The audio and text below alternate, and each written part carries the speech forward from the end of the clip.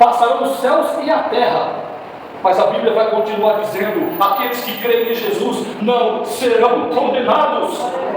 E a mesma Bíblia diz que não vai ser condenado. Ele diz: ainda que você esteja morto, eu voltarei, tirarei você do túmulo e te levarei para um novo lugar que estou construindo. A garantia de que as coisas que virão estão sendo feitas são manifestas pelas coisas que estão sendo alteradas no dia a dia. Uma igreja que confia no Evangelho, uma igreja que tem transformação de vida, uma igreja que confia em Jesus, e uma igreja que é cheia do Espírito Santo, não tem como ela babar ovo ou correr atrás de outra doutrina, porque ela sabe do lugar que está saindo água. Deu para entender?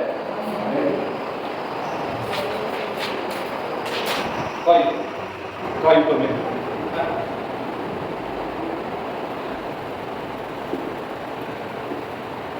Jesus não falou que ia ser crucificado para Nicodemos? Falou? Eu não vou ler lá na história, mas está em João 39, 40, João 19, 39 e 40. Vou resumir a história. Quando Jesus ele morre na cruz, existia um rapaz que tinha um túmulo chamado Arimateia, por isso que ele é chamado José de Arimateia. Ele vai, conversa, ele tinha uma liberdade, obviamente, para fazer isso, ele tinha algum conhecimento e ele era reconhecido pelas autoridades. Ele vai lá e pede o corpo de Jesus para ser sepultado. Aí José de Arimateia chega lá diante da cruz, derrubou a cruz e estão tirando Jesus de lá. Sabe quem estava do lado de José de Arimateia, tirando o corpo de Jesus crucificado? Aquele cara que era um príncipe e que veio de noite batendo papo com o Senhor, e o Senhor falou para ele que se não nascesse de novo não ia ver o reino, se ele não descesse nas águas ele não ia entrar no reino. Quem estava lá ajudando a tirar o Senhor da cruz, a cruz que era para ser vista igual a que Moisés levantou do deserto, Nicodemos estava lá vendo a cruz de Cristo sendo levantada, e ele estava crendo de que aquele era verdadeiramente o Filho de Deus, e ele naquele momento confiou, glorificou o nome do Senhor e foi chamado como um dentre os salvos. Depois de 3 anos, Nicodemos estava ainda com a pulga atrás da orelha, e no dia da crucificação ele entendeu o plano de Deus. Consegue entender? O Evangelho está ficando claro para você? Como tudo se restringe na crucificação de Jesus? Olhar para a cruz não é ter uma imagem mental, é saber o significado que isso está tendo, qual a repercussão que isso tem, e como essa cruz influencia na sua vida. Se tudo que eu estou dizendo para você, o seu coração estiver saltando, bendito seja o nome do Senhor, porque o Evangelho está sendo pregado para você pelo próprio Deus que estava lá na criação. Todo o ser que for criado irá saber que há só um Deus único e verdadeiro, e o meu filho irá manifestar esse Deus. Ninguém, vou dizer de novo, ninguém tem esse ato que você teve agora, de levantar a mão e dar glória a Deus, se o Espírito Santo não estiver nele. Porque o Espírito Santo testifica com o nosso espírito que nós somos filhos de Deus. Não sou eu que digo que você é, não é o pastor que diz que você é, você não diz para você mesmo, não é o teu pai que diz que você é filho de Deus, é o próprio Deus que olha para você e diz: bendito seja você, meu filho. Consegue entender o Evangelho, irmão? Você está tendo um encontro com o Senhor Jesus, sua mente está se esclarecendo, o reino está sendo implantado.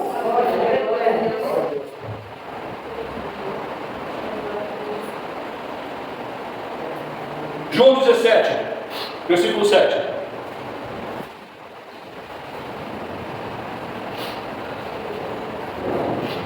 Mas eu quero aliás, é um.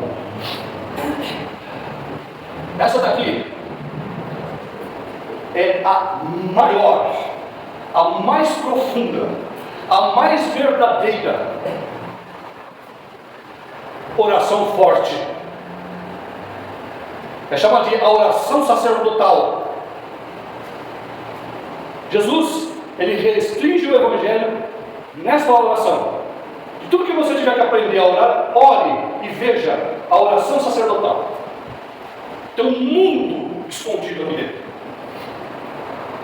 Aí ele diz assim: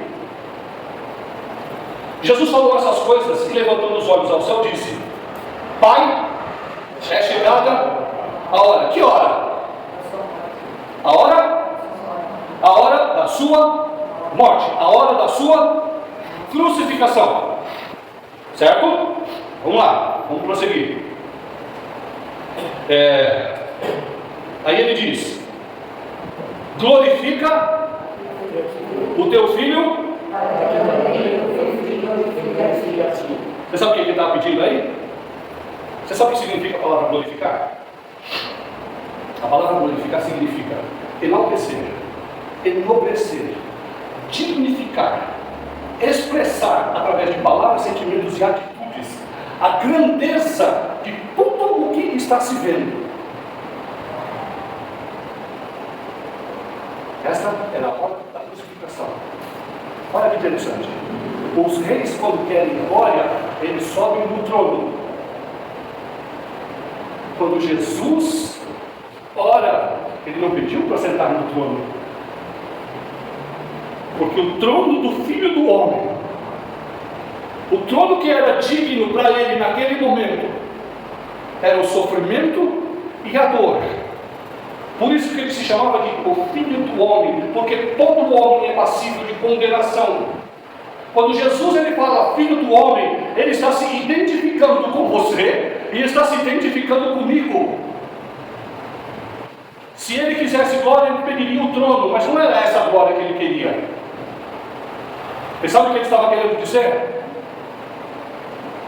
Pai, eu vou subir para a cruz, mas eu quero que esse momento de dor, de sofrimento, de angústia, de separação que eu vou ter, seja conhecido no universo, em toda a terra, como um momento onde eu vou estar exaltando o teu nome, glorificando a tua presença, manifestando que o Senhor é Deus único e verdadeiro. Quando todo mundo olhar para a cruz e me ver lá, eu quero que eles vejam que é o Senhor que está criando uma nova raça sobre a terra. Glória a Deus.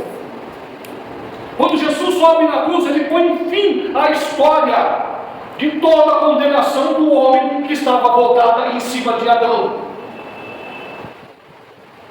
No princípio, Deus criou os céus e a terra era sem forma e vazia, e havia trevas sobre a face do abismo, não é isso? Quando Jesus está na cruz, o que acontece? Ao meio-dia, escurece tudo. Era o Espírito Santo incubando uma nova geração de homens e mulheres que haveriam de se levantar sobre a terra e que seriam trocados dos seus nomes, seriam chamados de reis e sacerdotes. De forma que depois da crucificação de Jesus, não há mais judeu, não há mais gentil. Todos aqueles que olham para a cruz de Cristo são chamados de raça eleita. Entendeu a sua posição? Você sabe por que você não vai para a Adventista? Porque você está vendo o verdadeiro Evangelho. E você não precisa de uma igreja, você precisa de Jesus. Vamos continuar.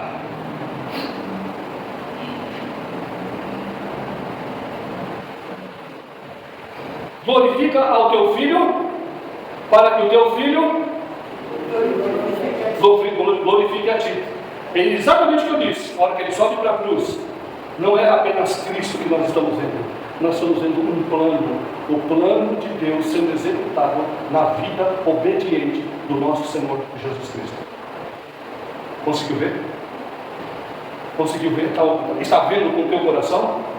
E se você estiver vendo com o teu coração, a bênção do Senhor está sobre você. Você está sendo chamado para o reino de Deus. E tudo o que precisa para que você tenha uma vida santa e agradável diante dele está sendo dado. Vamos lá, senão não vai dar tempo.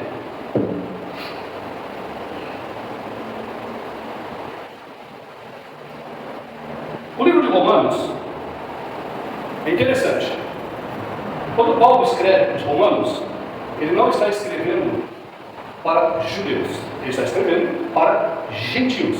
Gentios são as pessoas que não tinham entendimento, conhecimento e guarda das leis de Moisés. Eles não eram circuncidados e não sabiam nada a respeito de todos os rituais que a religião judaica estava tendo. Certa vez Pedro estava num lugar jejuando e o Senhor veio deu uma visão para ele. É como se um paraquedas descesse e o Senhor dizia: mata esses animais e come.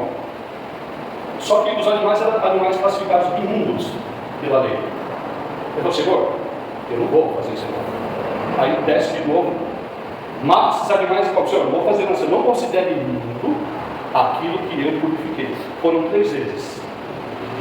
Depois da terceira vez, eles batem lá na porta e aparece uma pessoa dizendo: olha, nós viemos aqui buscar um senhor chamado Pedro, porque o nosso Senhor lá estava em oração, e na oração o anjo veio e disse para que nós viéssemos aqui e chamássemos Pedro, porque ele tem algo a nos dizer lá.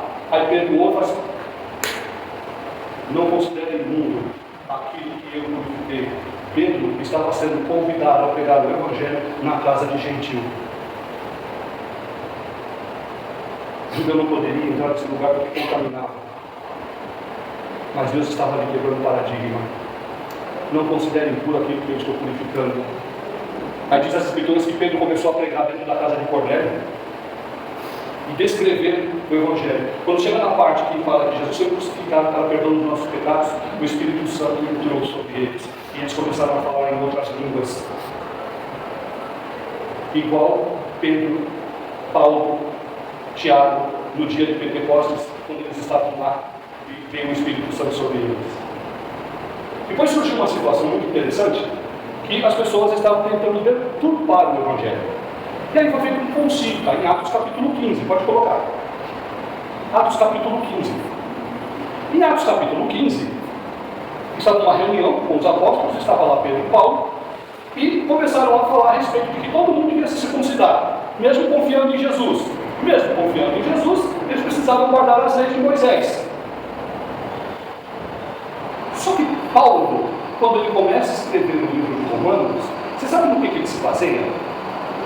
Ele se baseia no seguinte: porque os caras eram gentios e não conheciam as regras do judaísmo, na medida em que Paulo e Pedro iam pregando o Evangelho, eles iam crendo no Evangelho e iam sendo cheios do Espírito Santo. Sabe o que isso quer dizer? Que Deus não está preso às regras e leis que Ele mesmo estabelece. Ele muda e desmuda a hora que Ele quer. Quando Ele deu a lei, era para criar um povo. Só que essas leis eram uma regra temporária até a vinda daquele que ia fazer todas as coisas, até a vinda da plenitude dos tempos, que é Cristo. Quando os gentios começaram a ouvir que o Criador havia descido na terra e que estava manifestando perdão e salvação, e os gentios estavam crendo, eles estavam sendo cheios do Espírito Santo. Agora dá uma olhada aqui que Paulo e Pedro fala neste concílio em Atos capítulo 15. Na Explore, quem vai fundo é você.